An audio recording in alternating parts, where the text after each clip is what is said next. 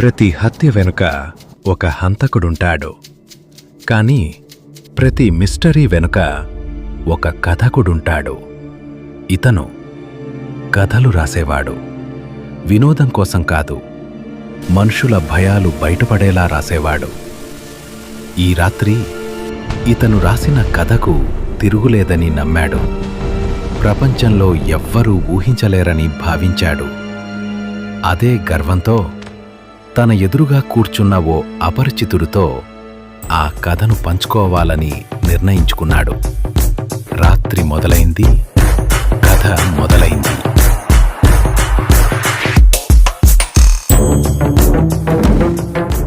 Hi bro, నేను రైటర్ని.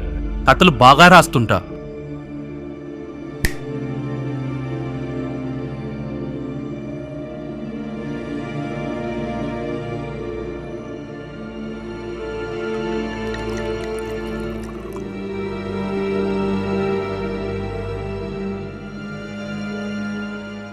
ఈ ప్రపంచంలో బిగ్గెస్ట్ మిస్టరీ ఏంటో తెలుసా?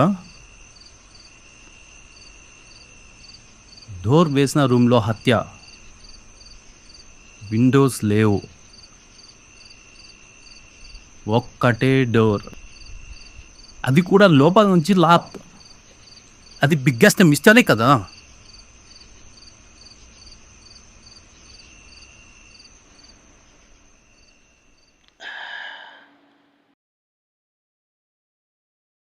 నేను ఒక కథ చెప్తా, వినేవా? ఒక రూమ్ ఉంది, విండోస్ లేవు, ఒక్క డోర్ మాత్రమే. డోర్ క్లోజ్ చేసి ఒకరిని చంపేస్తారు. కానీ తర్వాత అక్షరం డోర్ ఓపెన్ చేయకుండానే హంతకుడు బయటకు వచ్చేసాడు. బ్రో, నీకు ట్విస్ట్ చెప్తా. ఈ క్లోజ్ డోర్ మర్డర్ అనేది జస్ట్ మిస్టరీ కాదు. ఈ కేసులో సీక్రెట్ ఏంటంటే హంతకుడు బయటికి వెళ్ళడం అనేది ఎస్కేప్ ప్లాన్ కాదు, ఇదొక మైండ్ గేమ్. పోలీసులు అనుకుంటారు విండోస్ లేవు, డోర్ లాక్ అయిందంటే ఇంపాసిబుల్ అని. కానీ హంతకుని టార్గెట్ హత్య చేసి తప్పించుకోవడం కాదు, మిస్టరీ క్రియేట్ చేసి పోలీసుల గందరగోళంలో పెట్టడం. అతను తన కథను పాయింట్లుగా విప్పి చెబుతున్నాడు. పోలీసుల దృష్టి ఎలా జరిగింది అనే ప్రశ్నపైనే నిలిచిపోతుంది. ఎవడు చేశాడు అనే నిజం వారి కళ్ల ముందే జారిపోతుంది. పోలీసులు వచ్చేసరికి రూంలో ఒక్కటే శవం, రక్తపు ముద్రలు, లోపల్నుంచి లాక్ అయిన డోర్, విండోస్ లేని గోడలు, ఎస్కేప్ రూట్ లేని నిశ్శబ్దం. అయినా హంతకుడు మాయం. అప్పుడు మిగిలేది ఒక్క ప్రశ్నే, అసలు హంతకుడు బయటికి ఎలా వెళ్ళాడు? చెప్పు, నీ గెస్ ఏంటి? ఓకే ఓకే, నువ్వు సైలెంట్ అనుకుంటా.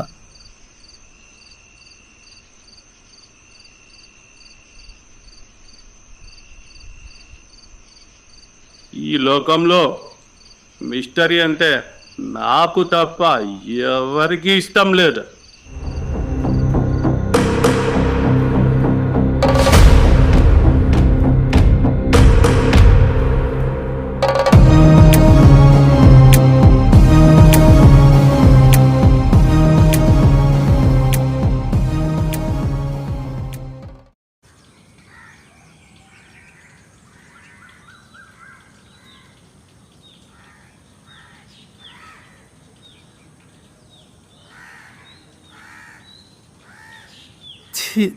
ఈ హ్యాంగర్ ఏమైందో?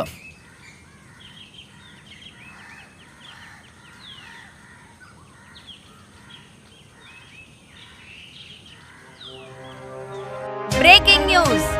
రాత్రి ఒక రూమ్ లో హత్య జరిగింది. విండోస్ లేవు, ఒక్క డోర్ మాత్రమే, అది కూడా లోపల నుంచి లాక్ అయి ఉంది. పోలీస్ కి ఇది క్లోజ్డ్ డోర్ మిస్టరీగా మిగిలిపోయింది. ఇన్వెస్టిగేషన్ ప్రారంభమైంది. ఏంటి? ఇది నేను నిన్న చెప్పిన కథే కదా. బార్లో వాడికి నేను చెప్పిన కథ నిజంగా జరిగిందా? వాడు పోలీసులకు ఫోన్ చేయాలి ఇప్పుడే.